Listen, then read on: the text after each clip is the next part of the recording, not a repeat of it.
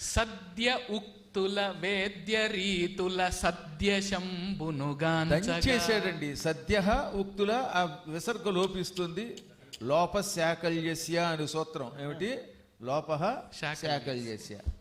అందువల్ల లోపం అవుతుంది. అర్జున ఉవాచ అవుతుంది కానీ ఇంకోటి అవ్వదు. మన ఉల్లాసం అవుతుంది కానీ మనోల్లాసం కాదు. మనహాన తర్వాత విసర్గ. అది వ్యాకరణం అంటే. సద్య ఉక్తుల వేద్య రీతుల సద్య శంభునుగాంచగా. ఆ సూత్రానికి దంచె సకారం పెడితే కూడా బాగుంటుందేమోనండి. చాలా బాగుంది.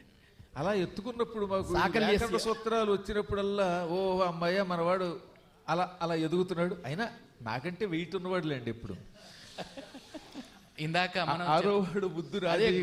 ఓహో బుద్ధుల వారు. ఇందాక మనం చెప్పుకున్నట్టుగా సత్రశాలలో ఉగ్రరథ శాంతి జరిగిన అవధానం గురించి అన్నమే అది వారే ఇప్పుడు విచ్చేశారు. మాన్యులు శ్రీ గోలి సుబ్రహ్మణ్య శాస్త్రి శర్మ గారు. వేద విశ్వవిద్యాలయం యొక్క డీన్గా ఉన్నారు వారు. వారికి నమస్సులు తెలియజేస్తూ